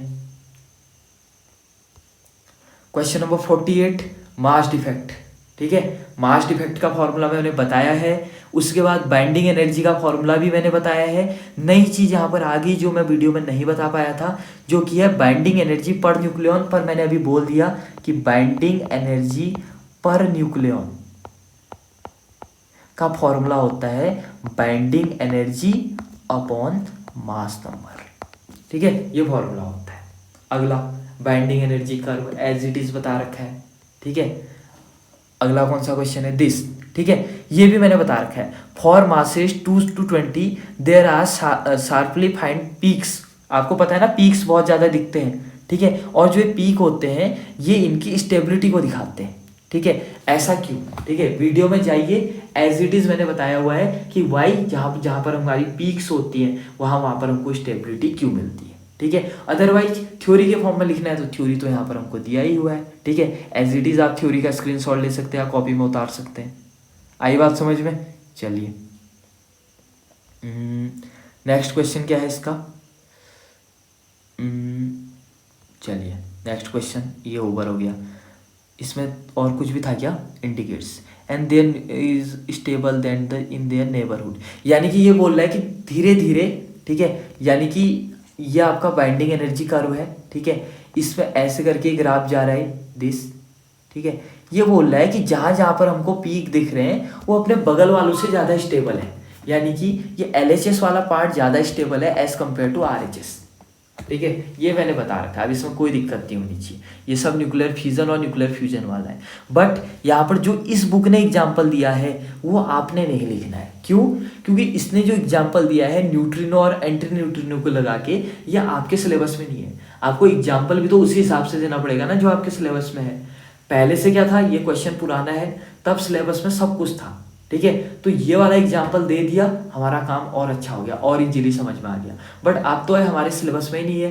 ठीक है, ये जो इलेक्ट्रॉन दिख रहा है ना -e, ये इसको बीटा पार्टिकल बोलते हैं। और ये तुम्हें पता है कि बीटा पार्टिकल यानी कि बीटा डी के हमारे सिलेबस में नहीं है। ठीक हो गया। यहाँ पर देखिए, detection of neutrino is very difficult because they are chargeless. ठीक है, ये चीज़ तो तुम्हारे सिलेबस में अब है ही नहीं, तो हम उसी हिसाब से आंसर देंगे जितना हमारे सिलेबस में है, और जितना हमारे सिलेबस में है वो वीडियो में है। ठीक हो गया। चलिए, क्वेश्चन नंबर 49 अल्फा डीके नहीं है सिलेबस में। पार्ट 2 हाफ लाइफ नहीं है सिलेबस में। क्वेश्चन नंबर 51 मास डिफेक्ट समझा दोगे, डेरिवेशन कराया है। How it is related to binding energy पता है आपको। बाइंडिंग एनर्जी का फॉर्मूला क्या होता है? Mass defect into c²। और एग्जाम में थोड़ा सा टसन मारने के लिए डेल्टा एम बराबर क्या लिख देना, बाइंडिंग एनर्जी अपॉन c², ऐसे रिलेट होता है। ठीक हो गया। या आप कह सकते हो कि delta M is directly proportional to binding energy. अगला क्वेश्चन क्या हो सकता है, देखिए ये क्वेश्चन अब आपका होमवर्क है। ठीक है, क्वेश्चन नंबर 51 का पार्ट 2, इसमें आपको क्यू वैल्यू निकालनी है। क्या करोगे बताओ? ये एज इट इज क्वेश्चन बता रखा है, सेम टू सेम। यहाँ पर क्वेश्चन क्या है, 1H1 प्लस 1H ऊपर 3 टूट के बन रहा है 1H2। ठीक है, प्लस 1H ऊपर 2। अब देखिए, ये है आपका रिएक्टेंट और ये है आपका प्रोडक्ट। मैंने बोला था रिएक्टेंट में से प्रोडक्ट माइनस होता है, बार बार बोला था मैंने। रिएक्टेंट में क्या क्या दे रखा है आपको, 1H1, इसका कितना है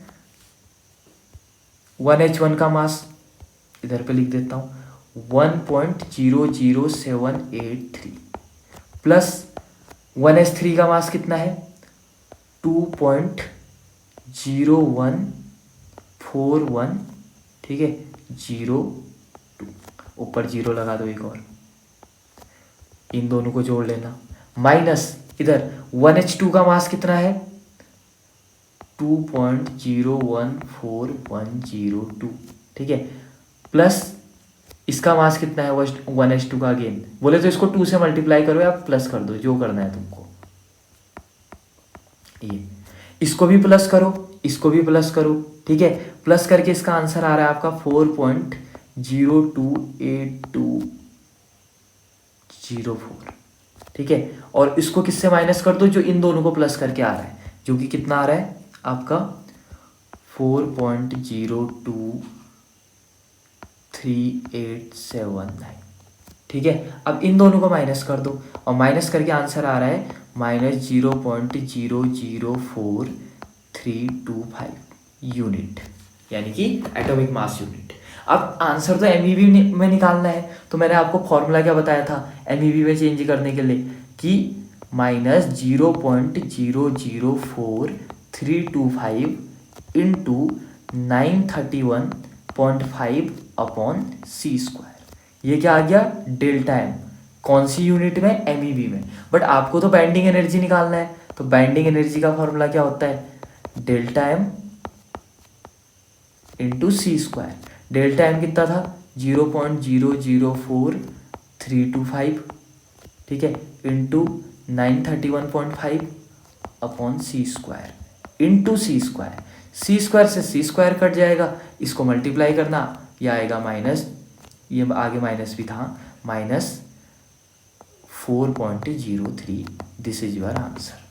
क्या क्वेश्चन था, फालतू तो क्वेश्चन था। रिएक्टेंट का पूरा मास निकालो, प्रोडक्ट का पूरा मास निकालो, रिएक्टेंट में से प्रोडक्ट को माइनस कर दो, तो आपका मास डिफेक्ट आ जाएगा। उस मास डिफेक्ट को 931.5 अपॉन c², ये वैल्यू मैंने बोला है कॉपी के ऊपर लिख लो, इससे मल्टीप्लाई कर दो, तो मास डिफेक्ट इन एमईवी आ जाएगा। बाइंडिंग एनर्जी निकालना है, तो जो मास डिफेक्ट इन एमईवी आया था उसको c² से मल्टीप्लाई करो, तो डिनोमिनेटर के c² से ऊपर का c² कट जाएगा, आपका आंसर आ जाएगा, ठीक है। चलिए क्वेश्चन नंबर 51 भी हो गया। Question number 52, distinguish between nuclear fission and nuclear fusion.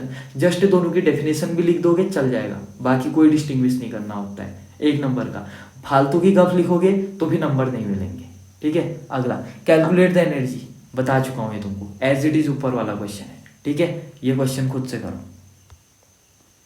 Simple है भी। आपके रिएक्टेंट में ये दो है, प्रोडक्ट में खाली एक ही है, ठीक है। थोड़ा बहुत बता ही देता हूँ, खाली नहीं बनेगा तो फिर दिक्कत हो जाएगी। ऊपर 1s2 प्लस 1s3, ठीक है।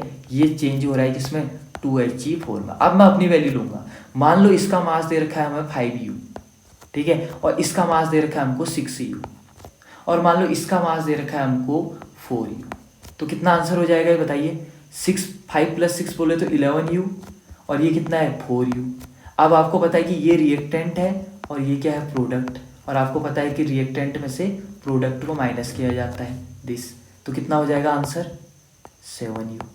बट आपको पता है आंसर u में नहीं निकालना है, तो क्या करोगे, 7 into 931.5 upon c²।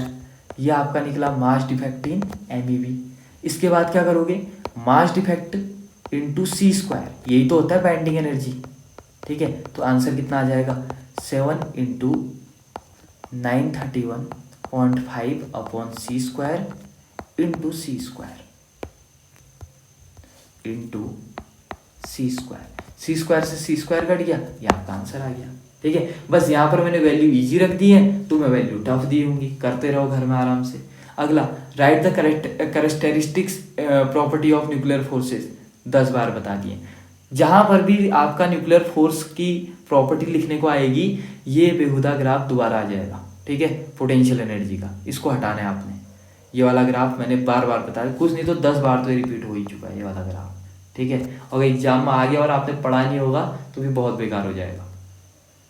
Next question, complete the reaction, खुद कर लो। जितना चार्ज, जितना प्रोटॉन, यहाँ प्रोटॉन कितना है 84, प्रोडक्ट में कितना है 82, तो पहला कितना आएगा प्रोटॉन, 2 का गैप है। ऊपर देखो 208, प्रोडक्ट में 204, बोले तो कितना का गैप है 4 का, यानी कि किसका मास है, हीलियम का मास है। और हीलियम को, इसी को बोला जाता है अल्फा पार्टिकल, इतना तो पता ही होना चाहिए। यानी कि हीलियम के मॉलिक्यूल को ही अल्फा पार्टिकल बोलते हैं, कुछ नहीं है अल्फा पार्टिकल कुछ और। आई बात समझ में। दूसरा क्वेश्चन देखो, वहाँ 32 है, उधर 32 है, बोले तो ऊपर 0, इधर 15 है और इधर 16 है, तो इधर कितना आ गया -1। अब बताइए -1 किसका होता है, ठीक है। ये होता है इलेक्ट्रॉन का। याद रखना, इलेक्ट्रॉन का चार्ज, इलेक्ट्रॉन में प्रोटॉन कितने होते हैं, वैसे तो इलेक्ट्रॉन में प्रोटॉन होते नहीं है, या आप कह सकते हो कि इलेक्ट्रॉन का चार्ज, प्रोटॉन बोले तो चार्ज, ठीक है, तो चार्ज बोले तो कितना होता है -1, और इसी को बोला जाता है आपका बीटा पार्टिकल। इतना तो पता होना ही चाहिए, ठीक है। हीलियम के न्यूक्लियस में जहां पर भी ऐसा आएगा 2He4, आगे लिख दोगे टसन मारने के लिए अल्फा पार्टिकल है, और जहां पर भी ई में नीचे से -1 और ऊपर से 0 आएगा तुम बोल दोगे बीटा पार्टिकल है। ठीक हो गया। चलिए ये देखिए, ऊपर अल्फा डीके है, नीचे बीटा डीके है। सिलेबस में नहीं है बट लिख दोगे तो अच्छा इंप्रेशन पड़ेगा। अगला न्यूट्रिनो नहीं है सिलेबस में। क्वेश्चन नंबर 55 नहीं है सिलेबस में। Question number 56 not in syllabus. 57 not in syllabus. Question number 58 binding energy बता चुका हूँ। ठीक हो गया। अगला एज इट इज ये शार्प दिखते हैं, बता चुका हूँ। उसके बाद देखिए एनर्जी mx दे रखा है आपको, bx दे रखा है आपको, ये फालतू क्वेश्चन है, ऐसा नहीं आएगा, ठीक है, बट फिर भी देख लो। mx बोले तो मास, bx बोले तो बाइंडिंग एनर्जी, ठीक है। mx बोले तो मास ऑफ x बराबर 240, और बाइंडिंग एनर्जी ऑफ x बराबर भी कितना दे रखा है हमको 7.6। ठीक हो गया। उधर बात करते हैं, my बराबर कितना दे रखा है हमको 110, और बाइंडिंग एनर्जी कितनी दे रखी है हमको, सॉरी mz कितना दे रखा है हमको साथ ही में 130। अब देखो 130 में 110 जोड़ोगे तो 240 आ जाएगा अगेन। इसका मतलब x आपका किस में टूट रहा है, y प्लस जेड में। ये तो पता लग गया। दूसरी चीज हमें ये भी पता लगी कि ये कौन सी रिएक्शन है, फ्यूजन रिएक्शन है, क्योंकि ये टूट रही है, फ्यूजन रिएक्शन। ठीक है। अब देखो आप क्या पूछ रहे हैं, binding energy of x, sorry binding energy of y कितना दे रखा है हमको 8.5, और बाइंडिंग एनर्जी ऑफ z भी कितना दे रखा है हमको 8.5। तो सबसे पहले क्या करोगे बताओ, मैंने क्या बोला था, बाइंडिंग एनर्जी ऑफ रिएक्टेंट में से क्या माइनस कर दो, बाइंडिंग एनर्जी ऑफ प्रोडक्ट। ठीक है। तो 7.6 माइनस 8.5, और अगर तुम्हारा मन कर रहा है तो 8.5 में से 7.6 घटा लो। मैंने बोला है कि जैसा करना है, ठीक है। तो आंसर कितना आएगा दोनों का, ये आंसर आएगा ये 9 बोले 0.9। ठीक है। अब आपको पता है ये क्या निकला, बाइंडिंग एनर्जी पर न्यूक्लियॉन। ठीक है। अब ये निकला बाइंडिंग एनर्जी पर न्यूक्लियॉन बराबर कितना आया 0.9, बट तुम्हें निकालना है बाइंडिंग एनर्जी, तो बाइंडिंग एनर्जी का फॉर्मूला कितना हो जाएगा 0.9 इंटू ए, और ए कितना दे रखा है हमको 240। कंफ्यूज मत होना कि 240 लिखूं कि 110 लिखूं कि 130 लिखूं, इन दोनों को जोड़ के भी तो 240 आ रहा है। आई बात समझ में, चाहे ये वाला 240 लिखो चाहे ये वाला 240 लिखो, एक ही बात है। ठीक है। तो क्या लिखोगे 0.9 into 240, sorry this is answer. बस यहाँ हमने फाइनल में जोड़ इंटू कर दिया, शॉर्ट मेथड, अच्छी मेथड, इससे हर एक पॉइंट में किया है। इससे क्या किया है, देखिए इससे किया है कि पहली बात तो इससे प्रोडक्ट माइनस रिएक्टेंट किया, अगर इसके अकॉर्डिंग चले तो, ठीक है। तो इससे क्या किया है, मास ऑफ y, ठीक है, into binding energy of y plus mass of z into binding energy of z minus mass of x into binding energy of x। बताइए, मास ऑफ y और मास ऑफ z ये दोनों, sorry binding energy दोनों की बराबर थी, तो उस बाइंडिंग एनर्जी बोले तो 8.5 कॉमन ले लेता हूँ। अंदर क्या बचा, मास ऑफ y कितना था 110 प्लस दूसरे का कितना था 130, एक माइनस कितना हो जाएगा इधर पे, मास ऑफ x कितना दे रखा है 240, और बाइंडिंग एनर्जी ऑफ x कितनी दे रखी है आई थिंक 7.6। तो कितना आंसर आएगा, इन दोनों को जोड़ोगे तो 240, तो 8.5 इंटू 240 माइनस 240 इंटू 7.6। देखो एक ही चीज़ तो है, 240 कॉमन ले लो, ओ माय गॉड ये सारी चीज़ें डिलीट होगी, ठीक है कोई नहीं, 240 कॉमन ले लो, तो कितना आंसर आएगा, अगर 240 कॉमन लूँगा तो अंदर कितना बचा था, थोड़ा तो नोट किया ही होगा आपने, ठीक है, अदरवाइज थोड़ा सा आप वीडियो 10 सेकंड पीछे कर लो। अंदर कितना लिखा था आपने, आपने लिखा था 8.5 माइनस 7.6, यही तो आएगा, यानी कि 240 इंटू 0.9, यही तो आंसर आ रहा था। चाहे उसकी मेथड करो मेरी मेथड करो, ठीक है। अगला लॉन्ग आंसर, पहला क्वेश्चन 59 आपके सिलेबस में नहीं है। क्वेश्चन नंबर 60 बार बार बता चुका हूँ, ठीक है। बाइंडिंग एनर्जी का रूल, ये एज इट इज पीक पे क्यों इंडिकेट होते हैं, ठीक है। एज इट इज वीडियो देखनी है, समझ में आ जाएगा। नेक्स्ट क्वेश्चन, बस यहाँ पर आपके क्वेश्चन ओवर होते हैं, ठीक है। चलिए, जितने भी क्वेश्चन है मैंने सभी की यहाँ पर प्रैक्टिस करा दी है। अब बात करते हैं कि क्या इंपॉर्टेंट आया, ठीक है। अब आप भी यहीं थे, हम भी यहीं थे, सारा वीडियो आपने भी देखा, हमने भी देखा। इसके बाद देखते कि क्या क्या इंपॉर्टेंट था न्यूक्लियस में। अब आप खुद मेरे को बता दीजिए कि क्या क्या इंपॉर्टेंट था। इंपॉर्टेंट, पहला पॉइंट इंपॉर्टेंट जो था सबसे ज़्यादा, ठीक है, और आपने जो देखना है वो देखना आपने पोटेंशियल एनर्जी का graph, potential energy versus separation. कैसे डन करेंगे इसको, वीडियो से, ठीक है, डिस्क्रिप्शन में है। अगला पॉइंट आपने देखना है बाइंडिंग एनर्जी कर्व, सबसे ज़्यादा बार कहाँ से देखोगे, वीडियो से। अगला प्रॉपर्टीज ऑफ न्यूक्लियर फोर्स, या तो आपने प्रॉपर्टी 2-4 उतार ली होगी, अदरवाइज वीडियो से देख लीजिए। नेक्स्ट जो आपका क्वेश्चन दिख रहा था, मुझे एक क्वेश्चन दिख रहा था, हाँ, कि आपका डेरिवेशन किस किस के, पहला न्यूक्लियस रेडियस, दूसरा न्यूक्लियर डेंसिटी, और बार बार क्वेश्चन पूछा जा रहा था कि density is not a function of आपका एटॉमिक मास, एटॉमिक मास से कोई फर्क नहीं पड़ता उसको, इस हिसाब से क्वेश्चन पूछा था उसने। डायरेक्ट कभी नहीं पूछा कि न्यूक्लियर डेंसिटी के लिए एक्सप्रेशन निकालो। और अगला चीज मास डिफेक्ट, और उसी से रिलेटेड बाइंडिंग एनर्जी। और एक चीज और पढ़ लेना आप, अब तो पढ़ाई दी है, बाइंडिंग एनर्जी पर न्यूक्लियन, ठीक है।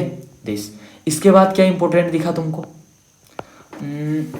इसके बाद दिखा, हमने कर्व भी कर लिया, मास डिफेक्ट भी कर लिया, हाँ, उसके बाद कुछ न्यूमेरिकल दिखे।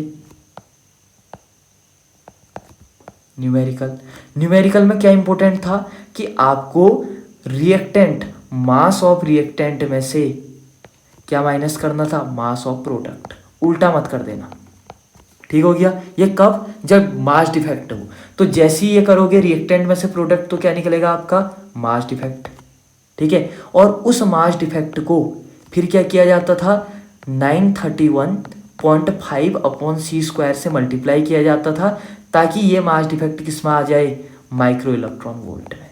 और जब बाइंडिंग एनर्जी निकालनी होती थी तब क्या फॉर्मूला होता था, delta M into 931.5 upon c² into c², यही तो होता है। यह आपका आ गया मास इंटू c², mc², ठीक है, आइंस्टाइन की इक्वेशन। तो c² से c² कट जा रहा था, यह आपका आंसर आ जा रहा था, पहला टाइप का न्यूमेरिकल। दूसरा टाइप का न्यूमेरिकल जो दिख रहा था वो ये था कि आपको बाइंडिंग एनर्जी पर न्यूक्लियन दिया हुआ था, ठीक है, यह आपको गिवन था, जिसमें कि मेरा आंसर नेगेटिव आ रहा था, बुक वाले का पॉजिटिव आ रहा था। तो अगर आप अकॉर्डिंग टू बुक जाएं तो आप ऐसा कर लीजिएगा, energy of product minus energy of reactant, ठीक है। इससे क्या निकल जाएगा आपका,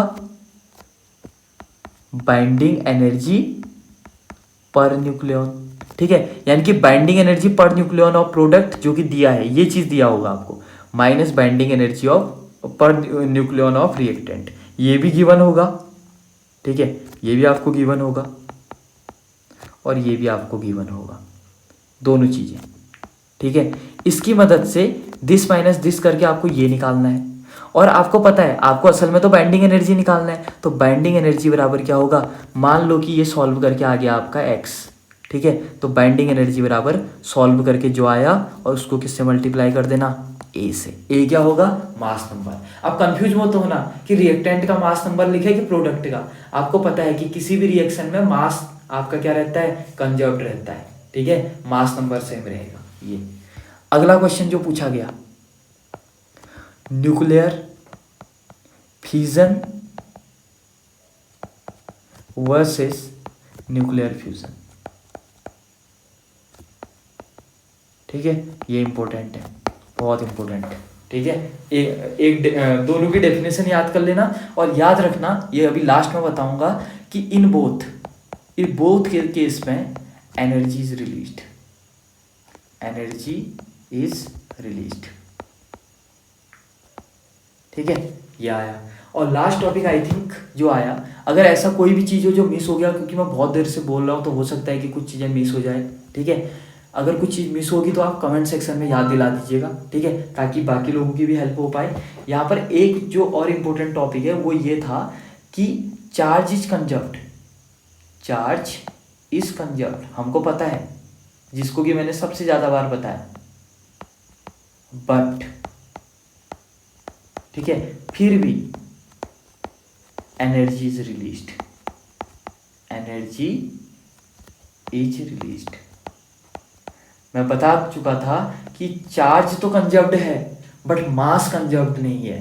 ठीक है, यानी कि रिएक्टेंट का मास कुछ अलग है और प्रोडक्ट का मास कुछ अलग है, और उसी मास के डिफरेंस को मास डिफेक्ट बोला जाता है, और वही मास डिफेक्ट कॉज बनता है आपका बाइंडिंग एनर्जी, बोले तो रिलीज इन एनर्जी का।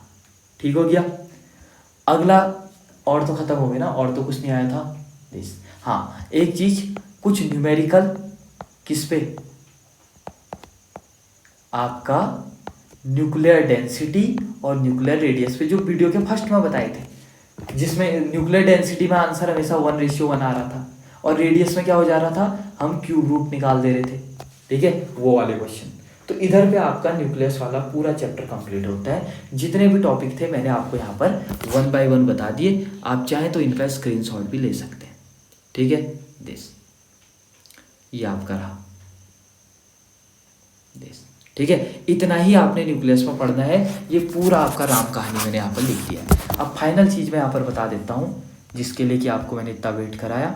ठीक है, और अगर आप वीडियो के इतने लास्ट तक बने हुए हैं तो आपका बोनस टिप दिस, कि आखिर न्यूक्लियर फिजन और न्यूक्लियर फ्यूजन दोनों में क्यों एनर्जी रिलीज होती है, सोच के देखिए। ठीक है, अब लॉजिकल अप्रोच, सबसे बात करते हैं पहले न्यूक्लियर फिजन।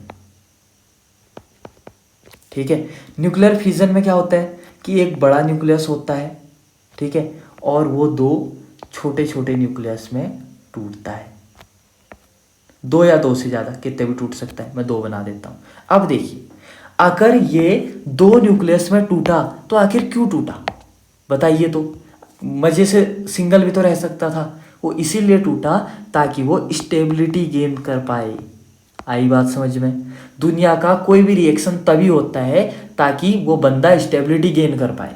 ठीक है, और आप भी ये वीडियो इसीलिए देख रहे हैं ताकि आप एग्जाम में नंबर ला पाए। ठीक है, हर काम का मकसद यही होता है कि आप स्टेबिलिटी गेन कर पाए। तो इसीलिए ये कहीं ना कहीं अनस्टेबल रहा होगा। अनस्टेबल क्यों रहा होगा, क्योंकि ये बहुत ज़्यादा क्या है, हैवी है, और हैवी न्यूक्लियाई बोले तो अनस्टेबल। मैं बाइंडिंग एनर्जी वाले ग्राफ में बता चुका हूँ। तो ये, और जबकि ये क्या है, लाइटर है। ठीक है, इसीलिए ये हैवी न्यूक्लियस किसमें टूट गया, लाइटर न्यूक्लियाई में टूट गया। अब बात कीजिए यहाँ पर, अब क्या होगा। ठीक है, अगर ये अनस्टेबल है, मान लीजिए कि इसकी एनर्जी है आपकी 10 किलो जूल। आई बात समझ में, इसकी एनर्जी क्या, नहीं सॉरी ऐसे नहीं बात करते हैं। यहाँ पर पहले हम एक फिजिक्स का ट्रिक लगाते हैं। आपने चाहे फिजिक्स में पढ़ा हो या केमिस्ट्री में पढ़ा हो, ये चीज़ आपने पढ़ा है कि जो एनर्जी होती है वो इनवर्सली प्रोपोर्शनल होती है स्टेबिलिटी की, याद रखना। फॉर एग्जाम्पल, आपके पास जितने ज़्यादा एनर्जी होगी, ठीक है, आप उतने कम स्टेबल होंगे। बट आपके पास एनर्जी नहीं है, आप बेड में जाएंगे, सो जाएंगे। ठीक है, यानी कि आप फुल्ली स्टेबल है।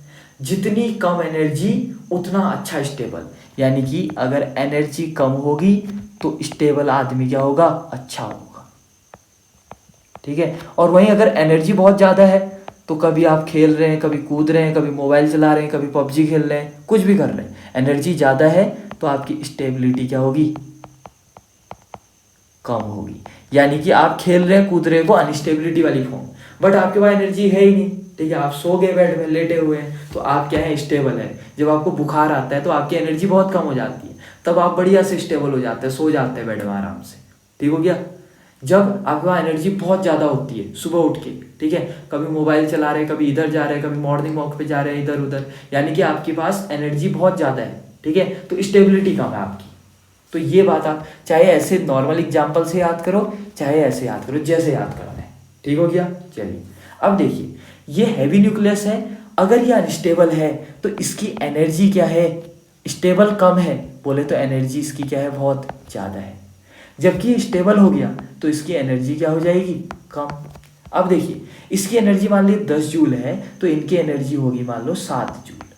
तो हुआ क्या, 3 जूल का लॉस हुआ, और वो 3 जूल का लॉस किस फॉर्म में हुआ, रिलीज इन एनर्जी, यानी कि 3 जूल की एनर्जी क्या हुई, बाहर रिलीज हुई। फिक्स हो गया ना, न्यूक्लियर फ्यूजन में एनर्जी रिलीज होती है। क्यों, क्योंकि पहले 10 जूल थी, स्टेबिलिटी पाने के लिए उसको अपनी एनर्जी कम करनी पड़ी, 7 जूल करनी पड़ी, तो जो डिफरेंस इन एनर्जी है, ठीक है, वो किस में चेंज हो गया आपका, दिस रिलीज इन एनर्जी में, जो कि कितना है, 3 जूल है, ठीक है। चलिए फ्यूजन खत्म, फ्यूजन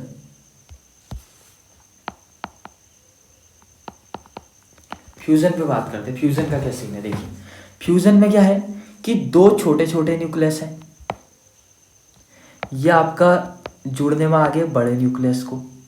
अब बताइए, ये 2 छोटे छोटे न्यूक्लियस आखिर बड़े न्यूक्लियस में जुड़े क्यों होंगे, क्या जरूरत पड़ी होगी, क्योंकि ये कहीं ना कहीं अनस्टेबल रहे होंगे, आई बात समझे, और बड़ा बन के ये स्टेबल रह रहे होंगे। और आपको पता है कि दुनिया का हर एक रिएक्शन हो रहा है, इसका मतलब वो स्टेबिलिटी अटेंड कर रहा है। कोई भी रिएक्शन इसलिए नहीं होता ताकि वो अनस्टेबल हो पाए, हर रिएक्शन इसीलिए होता है ताकि वो स्टेबल हो पाए, चाहे फिजिक्स में, चाहे केमिस्ट्री में, चाहे नेचर में, ठीक है, कहीं भी। तो अगर ये अनस्टेबल है तो अगेन इसकी एनर्जी क्या है, बहुत ज़्यादा हाई है। जब स्टेबल हो गया तो एनर्जी क्या हो गया, लो। आखिर मान लो एनर्जी 10 है, तो यहाँ एनर्जी हो गया 6 जूल, यानी कि कितने का एनर्जी का लॉस हुआ, 4 जूल का। और वो लॉस किस में गिना जाएगा, एनर्जी रिलीज में। आई बात समझ में, दिस ठीक हो गया। अब सोच के देखिए ना, आप इधर बिल्डिंग में है, इधर, ठीक है, ये आपकी बिल्डिंग है कोई, आप इसके टॉप पे खड़े हुए हैं, ठीक है, आप इसके टॉप पे खड़े हुए हैं। तो सोचो, तुम्हारी एनर्जी बहुत हाई होगी कि लो होगी, बहुत हाई होगी, ठीक है। मान लीजिए बहुत लंबी बिल्डिंग है, एकदम खुश हो रखे हो तुम, तुम्हारी एनर्जी बहुत क्या है, हाई है। देखो खुद पता लग जाएगा अभी, एनर्जी बहुत क्या है, हाई है, फील करवा रहा हूँ तुम्हें।